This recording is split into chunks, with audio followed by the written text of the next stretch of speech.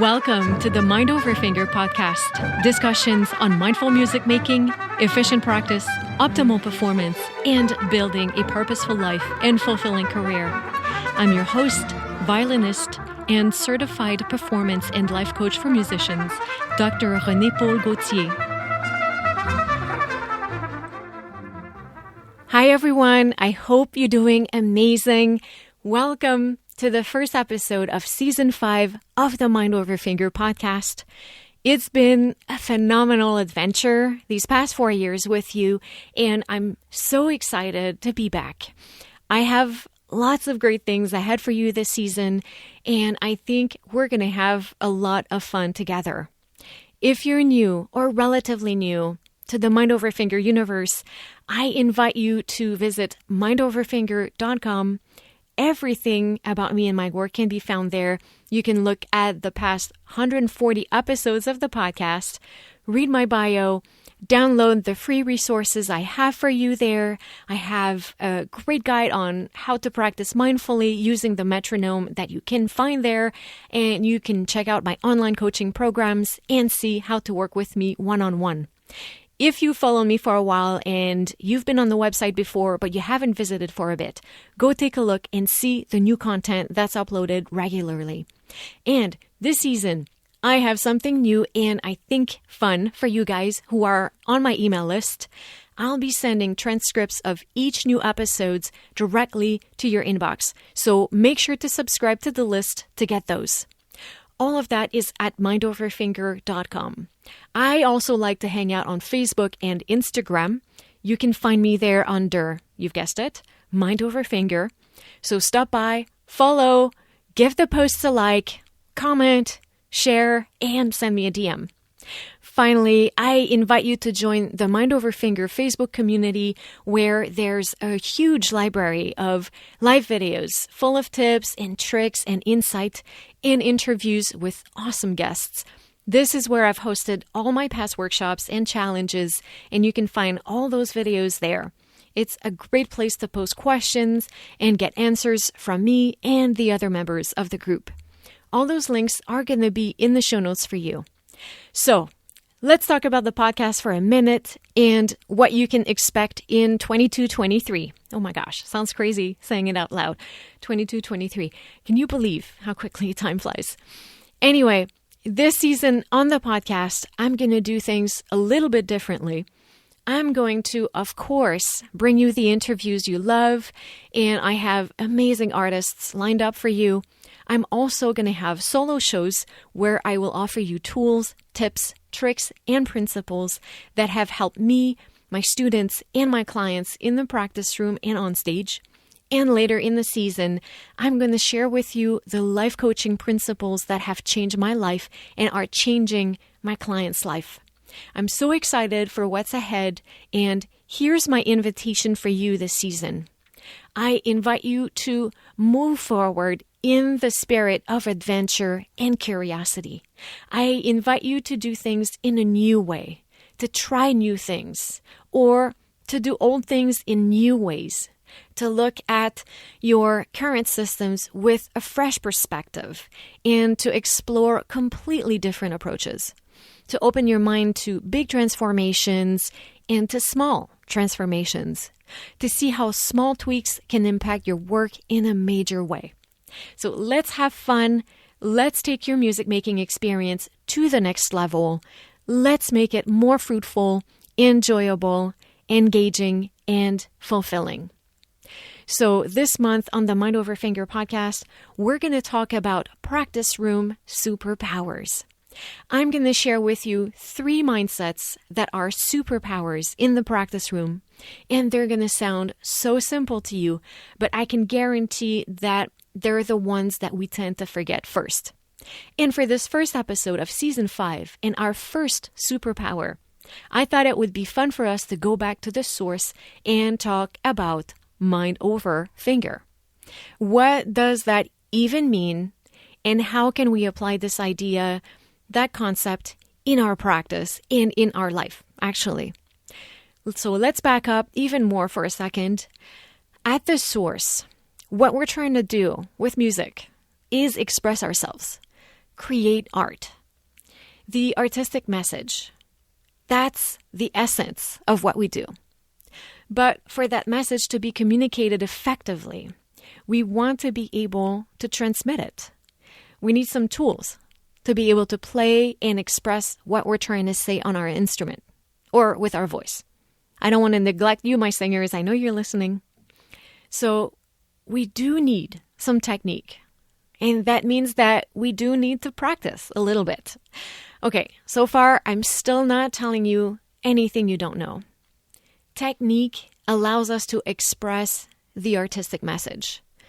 In one of my blog posts, I say that technique allows musicians to experience freedom from the limitations imposed on them by the markings on the page and let the vision of a work take place. But as I always say, practice is a lot more than simply walking in the room and moving our arms for a little bit. The doing does not necessarily lead to more skill and ability. To acquire this technique and to reach more mastery with our instruments, we need time, lots of time. We need a long-term vision that's going to guide us in all the decisions we have to make every day. We need dedication and patience. And here's a spoiler, I will be coming back to patience later this month. And finally, we need to know how to make our practice efficient. My old teacher at Eastman, Zvi Zeitlin, always used to say, technique is conception. He would talk about how everything about violin playing originates first in the mind. And this is a concept that those of you familiar with the teachings of Ivan Galamian will recognize because Mr. Zeitlin studied with Mr. Galamian, so that makes sense. So as a young student, I sort of understood what he was talking about, but it took me countless hours of mindless and useless practice to fully grasp the importance of this concept. I clearly saw the difference in results between mindless physical practice and intentional practice. From a young age, we're taught to learn through repetitions, and that's what we need to do. But too often we rely on mindless and repetitive motions when we're practicing. Mindless being the operative word here. When we don't have awareness, or when we don't put our mind ahead of our fingers, we're way too often practicing mistakes instead of accurately learning the repertoire or whatever skill we're trying to acquire. Good practicing habits is the one thing that comes back again and again when I ask teachers what they wish their students would develop. And that's what I've been on a mission to help people with for all these years. Mind over finger. Mind over finger is all about the idea of alignment within before we take physical action. And for me, that also means emotional alignment, mental alignment. And we're going to cover these things this season as well. But for today, let's focus more on that purely intellectual alignment of knowing what we want to do and what result we're after before we just jump in mindless repetitions. The acquisition of skills like the ones we need when we play happens through a neurological mechanism called myelination. And there's so much great literature on that topic, and I'll put some links in the show notes. But here's how it works in a nutshell. Every human skill is created by chains of nerve fibers that carry electrical impulses through a circuit, a little bit like an optic cable. In response to the process of practicing, the brain produces myelin, M-Y-E-L-I-N. Myelin wraps layers of insulation around the neural circuits, and that makes the signals stronger and faster by preventing the electrical impulses from leaking out. And therefore, this improves our skills by increasing our timing and our speed and accuracy whenever it's needed. Every time we work on a skill or a passage, this myelination process happens. It insulates those neural circuits more and more. Again, the same way that a well-insulated optic cable carries high-speed internet super efficiently. So whatever we repeat is what we reinforce. I'm sure you've heard this before. So when we understand that our brain is building skills this way, it's easy to see the importance of awareness and of minimizing these mindless repetitions that we all indulge in and that reinforce tons of bad habits. So what that means is that we have to slow down and make sure we're engaged and aware when we practice. We learn at a much deeper level when we take the time to really know what we're trying to do. We want to first conceptualize the passage or the skill we want to work on and put it through our mind. So, for example, if you're trying to learn a passage, don't use what I call the wishful thinking method. That if you just repeat it over and over, it will magically get learned.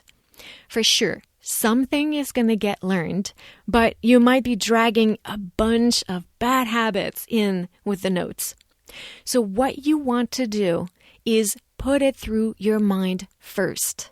Mind over finger. Look at it, analyze it, identify the patterns, notice stuff, basically.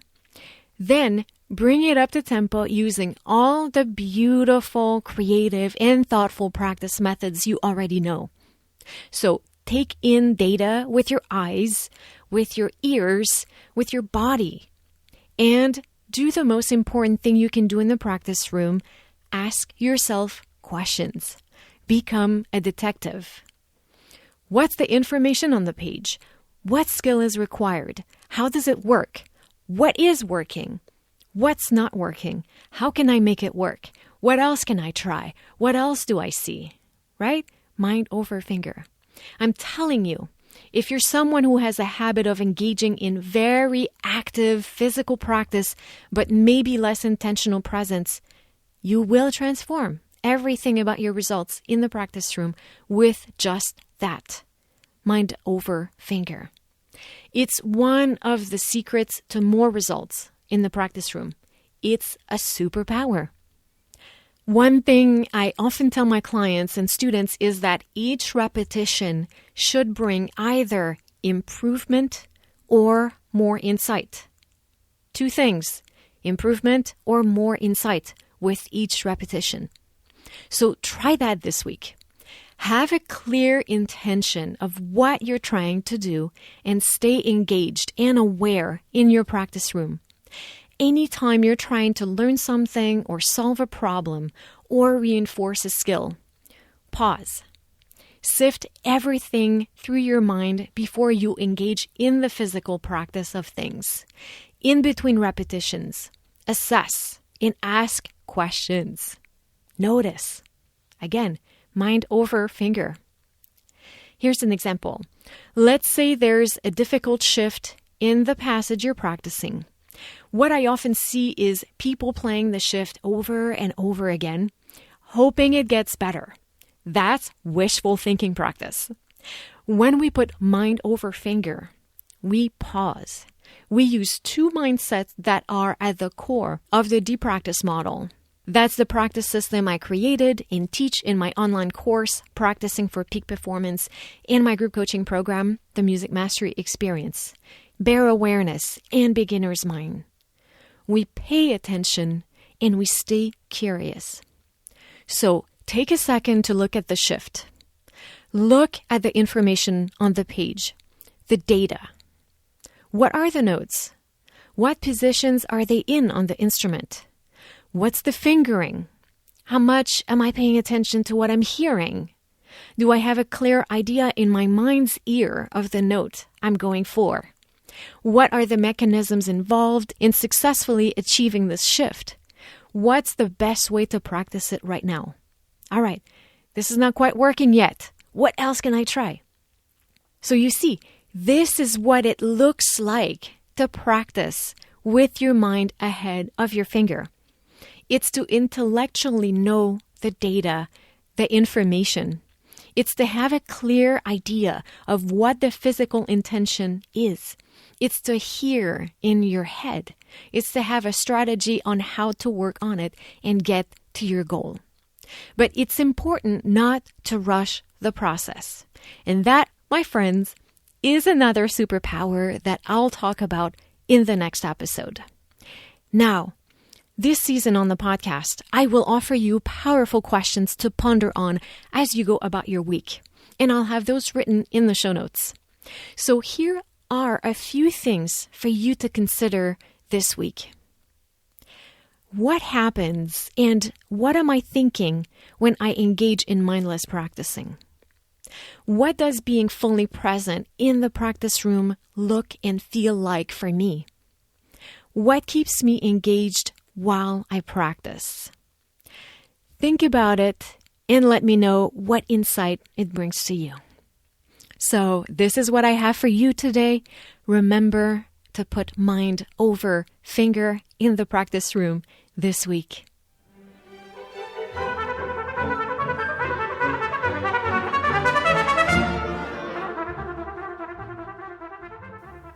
Thank you guys so much for listening. I hope you enjoyed this episode of the Mind Over Finger podcast.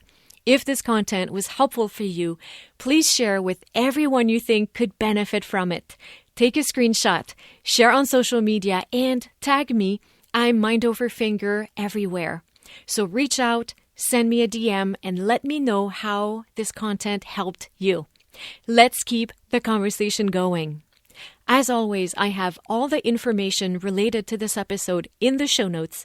You can find them via your podcast app or by visiting mindoverfinger.com, where you can also find more free resources on efficient practice and performance preparation, links to sign up to my free workshops, and information on how to work with me. Don't forget to sign up for my newsletter to receive your free guide to a productive mindful practice, transcripts from the Mind Over Finger podcast episodes delivered to your inbox every week, and more. Also, join the Mind Over Finger Facebook community, my private group, for access to my live videos and to exchange with a community of like-minded musicians. So, make sure you're subscribed to the podcast, and if you have specific questions for me or my guests that you would like answered in an episode, share them with me using the link in the show notes or send me a DM on Instagram or Facebook. That's it for today. Again, thank you, and à bientôt!